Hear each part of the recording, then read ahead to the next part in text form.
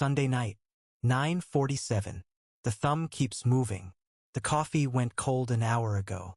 Monday morning. Same road. Same lane. The body knows the way without asking the brain. Tuesday. 14 tabs open.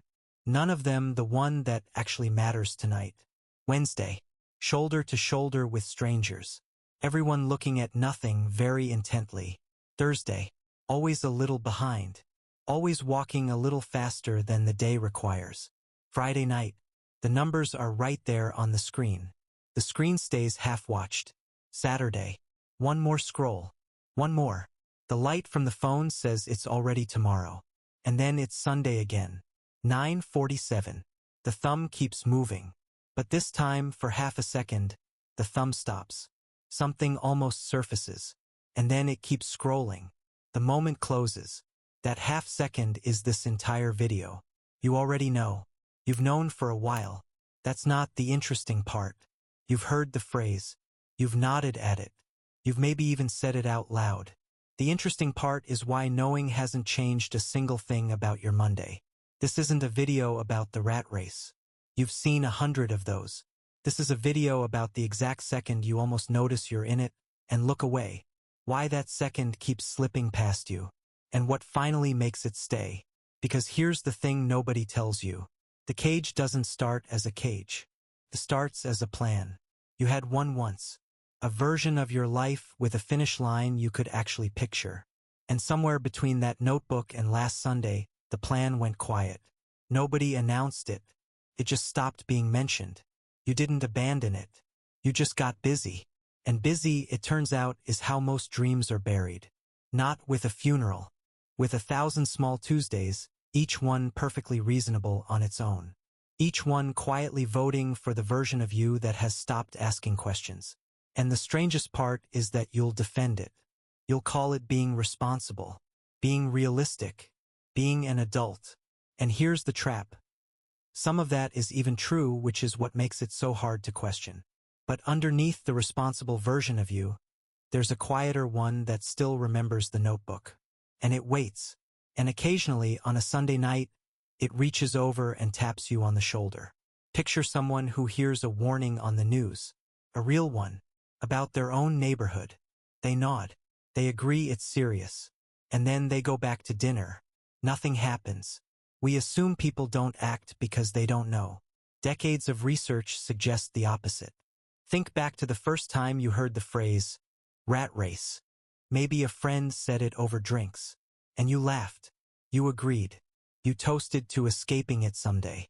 And then you went back to work on Monday. It didn't hurt because back then it was a fact about other people. A joke you got to be in on. The phrase didn't change in the years since that night. You did. It slowly stopped being about strangers and started being about the face in your own bathroom mirror. That's the whole move. The same sentence, the same 9 words, sitting harmlessly in your head for a decade. Until one ordinary day, with no warning at all, it isn't harmless anymore. There's a gap between hearing something is true and recognizing that it's true about you. The first door is easy. You walk through it every day and feel nothing. Researchers once studied homeowners who'd all been told their houses might hold a hidden hazard. Almost everyone had heard the warning. Very few had ever asked whether it applied to their house. Knowing the facts accounted for only about 13% of the gap between hearing it and considering it. 13%. The information barely moved the needle on whether people gave it a thought. But one belief explained over 20% of the gap. This could be a problem in my home. Almost double the weight. Not the facts themselves. The sense that the facts were about you. Knowing points at the world. Recognizing points at your own front door. Obviously, radon testing isn't your life's purpose. But the mechanism is the same. People can know a fact for years before the day it quietly becomes about them. A larger study followed nearly 1,900 people through that exact crossing. They found that being stuck isn't one problem. It's 2, and they need different keys. Left alone, about 19% of the undecided moved forward. Just 19. Make the risk feel personally likely, and that jumps to roughly 42%. Add a clear, easy next step on top of that, and it climbs past 50%. Notice the split. What makes you recognize a problem is not what makes you act on it. For people who'd already decided, more fear did almost nothing. What moved them was less friction. And here's the trap. Researchers also tried just making the message feel more personal. Personalized letters, follow-up calls. People liked the program more, but didn't reliably act more. Dressing up the message isn't the same as the message landing. Your inbox proves this daily. You are surrounded by personalized warnings. They bounce off because they arrive as noise, not recognition. So when someone says the rat race exists, you hear a fact about the world. Recognition is the moment that fact quietly turns and points back at you. This isn't you being lazy or asleep. The information genuinely wasn't about you yet. Until one ordinary Sunday, with no warning and no crisis, it quietly was. And the instant it becomes about you, a second, stranger problem switches on. You've done this. You drive a route you know by heart and arrive with no memory of the trip. You were in control the whole time. You just weren't there for it. Now stretch that out. Not a drive, a decade. Birthdays you half remember. A kid who grew up in what felt like one long week. You blink and the toddler is taller than you. You weren't absent. You were just running the route. That's the real cost of autopilot. Not one bad decision you can point to. A good life lived slightly out of focus for years. And the cruel part is that nothing went wrong. You showed up. You worked hard. You did, more or less, exactly what you were supposed to do. That's what makes it so hard to see. That's autopilot. The unsettling part isn't that it happens. It's that it hides while it happens. Attention researchers separate two kinds of drifting. One you notice, one you don't. They called them tune-outs and zone-outs. Aware drifting and drifting with the lights off. A tune-out you can catch. A zone-out catches you and you never feel it land. And the mistakes were worse when people were checked out without knowing they were checked out. Read that again. The most expensive drifting is the kind you can't feel yourself doing. In another study, people read a story while a program watched only their reading speed.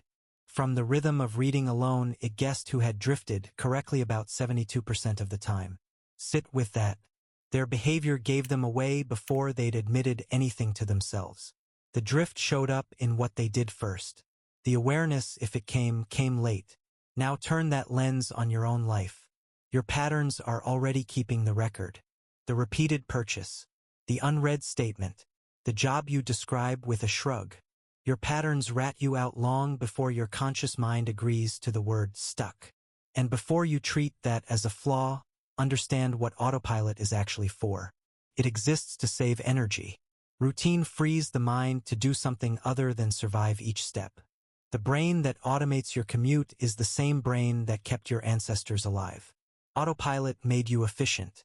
The price of efficiency is that the cage stops feeling like a cage. You didn't fail to notice the race because you're foolish. You stopped noticing because it worked. And the longer it works, the deeper the groove, and the quieter the part of you that objects. Here's a professional secret. The smarter you are, the smoother your autopilot runs. Comforting, isn't it? A smoother ride is harder to question, which is exactly why the next part matters so much. Some ideas are quiet until the day they aren't. Then they refuse to leave. You've felt this. A concept clicks, and suddenly you see it everywhere you look. For a lot of people it happens somewhere absurdly ordinary. A break room, parking lot, a grocery aisle at 9 p.m. Nothing dramatic is happening. And yet something in your chest goes very quiet and very loud at the same time. You'll remember where you were standing. People often remember where they were standing. That's how you know it landed. You walk back to your desk and everything looks the same and feels completely different. And you can't explain why to anyone. Education researchers have a name for this kind of idea. They call it a threshold concept. A threshold concept works like a doorway. Once you walk through, you can't return to not knowing. These are the ideas that don't just teach you something. They reorganize everything you already knew. It doesn't add a fact to the pile. It changes how the whole pile fits together. In money, think compound interest or opportunity cost. Once they land, you can't price anything the old way. And the moment it rearranges, cognitive scientists who study insight describe it as sudden. Not gradual. A fast reorganization, a jolt of certainty, a strange sense it was obvious all along. That suddenness is the signature. The pieces don't slide into place. They jump. That's why you can't argue your way back. The old version of you no longer makes sense to you. Now, I have to be straight with you because cheap certainty is for amateurs. When scientists reviewed 59 studies on these so-called irreversible ideas, only 2 measured it with hard numbers. So the honest version, the can't unsee it effect, is strongly suggested, not fully proven. I'd rather hand you one honest maybe than 10 confident lies. Hold it loosely, but hold it. There's also a softer truth. For many people, the shift isn't one clean lightning strike. Researchers of adult change describe a slower path, a disorienting moment, then months of rethinking. Not one explosion, a series of small unsettlings, each one loosening the grip a little more. So maybe your awakening isn't a single Sunday. Maybe it's a dozen Sundays, each one louder, which reframes that half second on the couch. It wasn't nothing. It was the door, knocking. Every time you almost see it, the doorway gets a little harder to walk past. And one day you don't walk past it. You just stand there and you let it land. Here's the cruel timing of it. The realization almost never arrives while you're running flat out. It arrives in the shower, on a walk with no earbuds, in the strange quiet of a long drive. That isn't a coincidence. There's a mechanism, and once you see it, you can use it on purpose. When people set a hard problem aside instead of grinding it, solutions often improve. A review of more than 100 studies found this break effect is real, especially for insight problems. And evidence suggests the best break isn't blank rest. It's a light, undemanding task. Something that occupies the hands and leaves the mind a long, loose leash to wander on. Walking, dishes, a shower, busy enough to occupy the hands, quiet enough to free the mind. Now the opposite. Studies suggest acute stress makes the brain struggle to connect new dots to old ones. The exact stitch a realization needs, old life, new meaning, is the stitch stress cuts first. Which is why the busiest people often feel the most stuck. There's no gap for the thought to land in. So if you've been waiting to figure out your life during the busiest week of it, stop waiting. You can't have the realization while you're sprinting. The sprint is what's hiding it. But here's the part one actually love. Noticing isn't luck. Evidence suggests it can be trained. In one study, a couple weeks of brief attention practice measurably reduced people's mind wandering. And their focus improved by a margin the researchers likened to about 16 percentile points. They didn't just perform better on the test. They wandered less and stayed with the task more. So the muscle that catches you drifting is just a muscle, untrained today, not untrainable. Build a little quiet into your week, and you stop waiting for the doorway to ambush you. You start walking up to it, on purpose, while you still have plenty of road left. So let's be useful. Not quit your job today. That's not how recognition works, and you know it. Instead, build the room where the thought can finish. 10 quiet minutes. No phone, no input. Not an hour. Not a retreat. 10 minutes the sprint isn't allowed to touch. Take one walk this week with nothing in your ears. Let the half-second thought run its full length. Open the statement you usually open and close. Don't fix it tonight. Just stay with it 60 seconds. You're not forcing a breakthrough. You're lowering the noise so the quiet thought can finally speak. And when it speaks, don't argue with it. Don't fix it. Just let it finish the sentence. The first time the thought finishes, it might scare you a little. That's not a warning sign. That's the door opening. You spent years getting very good at not finishing that sentence. Give yourself one evening to hear the whole thing. You'll notice the urge to reach for the phone, the snack, the show, the anything. That urge is the autopilot, gently trying to put you back to sleep. Let the urge pass without obeying it. Just this once. Just for 10 minutes. 10 quiet minutes won't fix your life, but they'll finally let your life get a word in. Next time the thumb stops for half a second, let it. Don't rescue yourself with the scroll. You don't need a crisis to wake up. You need a little room and a little practice. That's it. So, Sunday night, 9:47, the coffee's cold, the thumb is moving, and for half a second, something surfaces, the same something that's surfaced a dozen times. Only this time, the thumb doesn't rescue you. The phone goes face down on the table. You don't solve anything tonight. You just let the thought finish its sentence for once. And maybe, on some Sunday that isn't this one, you open the drawer again. The notebook's still there. The handwriting's still yours. The plan didn't die. It just went quiet, waiting for you to get quiet enough to hear it again. You don't have to act on it tonight or tomorrow or even soon. You just have to stop pretending you never wrote it. That's the moment. Not dramatic, not loud, just a thumb that finally stops. No fireworks, no new life by morning. Just one loop, for one night, left unfinished. You already knew. You've known for a while. Now you've let yourself recognize it. What you do next is a different video. Tonight, the only job was to stop looking away. The race keeps running with or without you. The first quiet minute is where you get to choose. See you in the quiet.